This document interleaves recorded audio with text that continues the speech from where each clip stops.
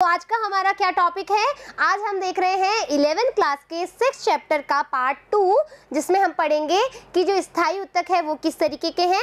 इससे पहले हमने देखा कि शारीर क्या होता है, यानी कि एनाटॉमी ऑफ फ्लावरिंग प्लांट, उसमें हमने उत्तक के बारे में बात करी थी। फिर दो तरह के उत्तक पढ़े थे, जिसमें से हमने पहला जो पढ़ा था वो वर्ग विभाजित उत्तक हमने कंप्लीट कर लिया।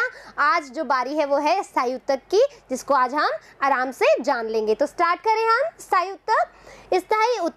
स्थायी उत्तक में जो उत्तक की कोशिकाएं हैं वो ज़्यादा विभाजित नहीं होती। क्यों? क्योंकि मैस्मेटिक टिश्यूज जो थे, यानी कि वर्ग विभाजित, वो तो विभाजित यानी कि बार बार विभाजित होने की टेंडेंसी थी उनमें, लेकिन जो स्थायी उत्तक है उनमें ये टेंडेंसी नहीं पाई जाती। वो एक समय के बाद में विभाजन करना बंद कर देते हैं। इसीलिए कहते हैं कि यहाँ पर जो स्थायी उत्तक की कोशिकाएं हैं वो अधिक विभक्त नहीं होती। ठीक है।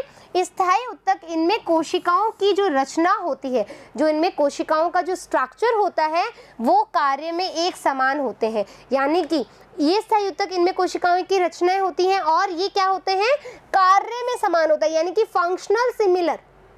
ठीक है, फंक्शनल सिमिलरिटी शो करते हैं, जो कार्य में समान हो, एक जैसा कार्य करते हैं ये। ठीक है, ये दो प्रकार के होते हैं। कौन? स्थायी उत्तक। कौन कौन से? सिंपल टिश्यूज और कॉम्प्लेक्स टिश्यू, यानी कि सरल उत्तक और जटिल उत्तक। तो देखें जरा क्या क्या है सरल उत्तक में। सरल उत्तक, इनमें केवल एक ही प्रकार की कोशिकाएं होती है। आप सोचो, जो हमारा सिंपल टिश्यू है उसमें सारी कोशिकाएं एक जैसी है ना, सब समान है, तो समान कोशिकाएं हैं यहाँ पर, तो वो कौन सा टिश्यू बना रही है? सरल उत्तक। ठीक है। पौधों में विभिन्न प्रकार के सरल उत्तक पाए जाते हैं। देखें कौन कौन से पाए जाते हैं? पैरेन्काइमा, कॉलेन्काइमा और स्क्लेरेन्काइमा। ठीक है, तीन तरह के हमारे क्या होते हैं, उत्तक पाए जाते हैं। वो कौन से उत्तक होते हैं? सरल उत्तक होते हैं। जैसे कि यहाँ पर हमारा एक डायग्राम है, ये देखो, जो ये वाला जो डायग्राम है आप देख रहे हो, ये पैरेन्काइमा टिश्यू है। फिर कॉलेन्काइमा का इस तरीके से है, और ये वाला जो डायग्राम है वो है स्क्लेरेन्काइमा का डायग्राम है। आया समझ में? तीन जो सरल टिश्यू है, यानी कि जो सिंपल टिश्यूज हैं, उसमें तीन भाग होते हैं, तीन उत्तक होते हैं, पैरेन्काइमा, कॉलेन्काइमा और स्क्लेरेन्काइमा। ठीक है। फिर पैरेन्काइमा क्या है? पैरेन्काइमा किस तरह का जो सरल उत्तक है वो हम देख रहे हैं। यह अंगों के अंदर का मुख्य घटक होता है, यानी कि जो अंग है पादप के, उसका मुख्य घटक कौन सा उत्तक है? आपसे पूछा जा सकता है कि सरल उत्तकों में जो अंगों के अंदर पाए जाने वाला मुख्य घटक है वो कौन सा है? तो आपका आंसर आएगा पैरेन्काइमा। क्या आएगा? पैरेन्काइमा। ठीक है। ये मृदु उत्तक कहलाते हैं, यानी सॉफ्ट टिश्यू है ना, सॉफ्ट टिश्यू है ये। इन उत्तकों की कोशिकाएं जीवित व जीव द्रव्य युक्त होती है, यानी कि जो कोशिकाएं हैं वो कैसी? अलाइव है, जीवित रहती है, और इनमें क्या पाया जाता है? जीव द्रव्य, यानी कि प्रोटोप्लाज्म। क्या पाया जाता है यहाँ पे? प्रोटोप्लाज्म पाया जाता है। इनकी कोशिकाएं जो होती है वो आइसोडायमेट्रिक होती है, यानी कि समान रहती है। ठीक है, आइसोडायमेट्रिक यानी कि क्या बोलते हैं? समव्यासी, यानी कि समान होती। तभी तो हमने पहली बात लिखी थी उधर, अभी जब पढ़ा था सरल उत्तक में समान कोशिकाएं होती हैं, तो यहाँ पर भी आइसोडायमेट्रिक ही होगी, नेचुरल सी बात है। इनका आकार गोलाकार, अंडाकार, बहुकोणीय अथवा लंबाकार हो सकता है। कैसा हो सकता है? अंडाकार हो सकता है, ठीक है, कोणीय हो सकता है, लंबाकार हो सकता है। इनकी भित्ति जो होती है वो कैसी होती है? थिन होती है, पतली होती है। जरा इधर डायग्राम देख लें एक बार, कि देखो यहाँ पर क्या भरा हुआ है? जीव द्रव्य, साइटोप्लाज्म भरा हुआ है। फिर हम बोल रहे हैं कोशिका द्रव्य। फिर ये देखो, ये जो छेद आपको दिख रहा है यहाँ पे, ये क्या है? वैक्यूल है, यानी अवकाश है। फिर यहाँ पर जो है वो है न्यूक्लियस, केंद्रक पाया जा रहा है, और इंटरसेल्युलर एयर स्पेस भी यहाँ पर आपको देखने को मिलेगा। ये जो स्पेस है इसको हम बोल रहे हैं इंटरसेल्युलर एयर स्पेस, यानी कि जहाँ वायु कोश उपस्थित है। क्या है ये? वायु कोश है। और यहाँ पर जो भित्ति है वो कैसी है? थिन है। कैसी है? पतली भित्ति यहाँ पर पाई जाती है। और आगे जो है, जो भित्ति है वो सेलुलोज की बनी होती है। पूछा जा सकता है जो पैरेन्काइमा टिश्यूज हैं उनकी जो वॉल है वो किसकी बनी हुई होती है? थिन होती है, पतली होती है और सेलुलोज की बनी हुई होती है। ये सटी हुई अथवा इनके बीच अंतराकोशीय स्थान होता है, जैसा कि हमने बात करी अभी।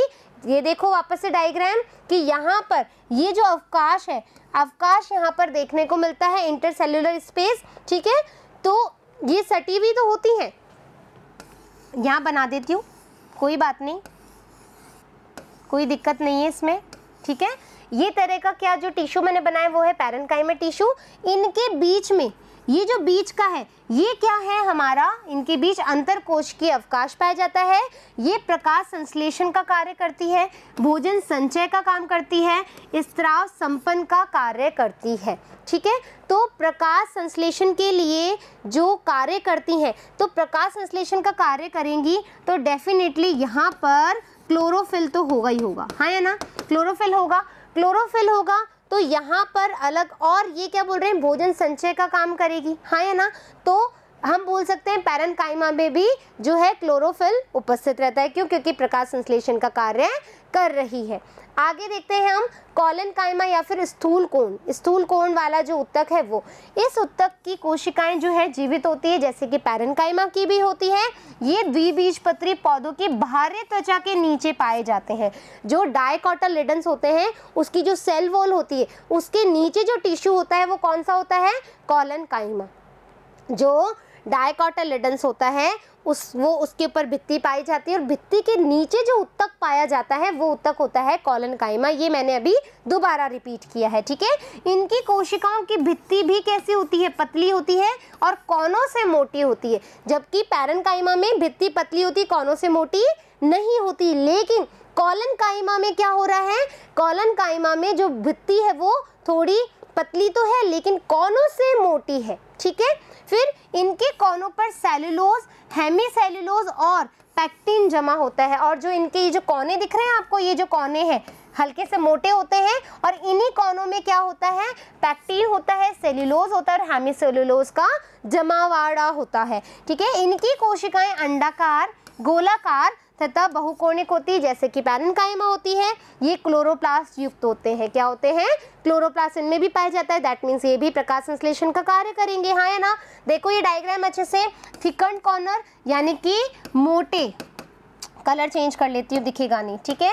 यानी कि जो मोटे कोने होते हैं ना, मोटे कोने होते हैं, यहाँ पर भी वैक्यूल पाई जा रही है, प्रोटोप्लाज्म होता है, सेल वॉल होती है।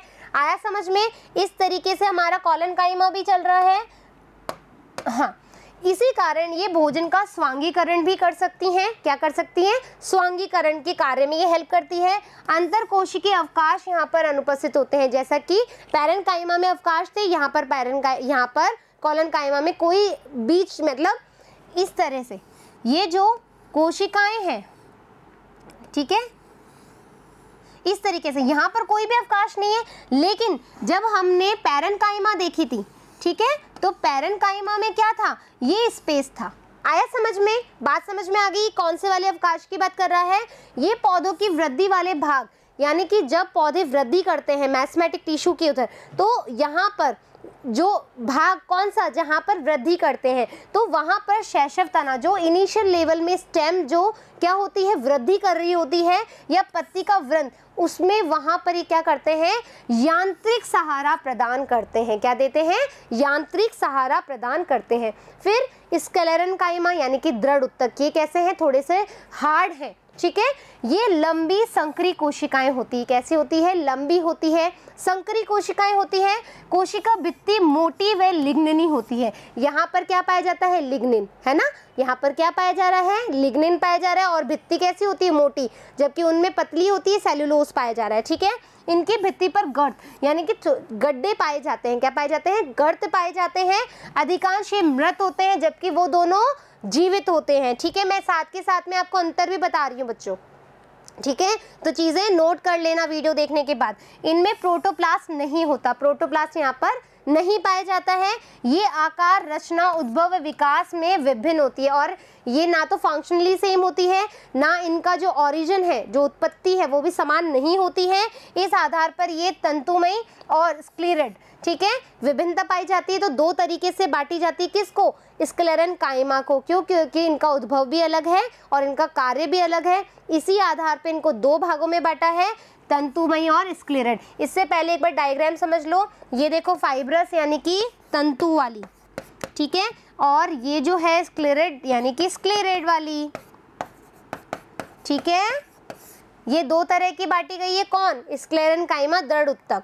अब आप देखोगे जो तंतु मोटी भित्ति, लंबे नुकीली कोशिकाएं वाले, देखो मोटी भित्ति है, लंबे हैं और नुकीले हैं, ठीक है, यहाँ से नुकीले हैं।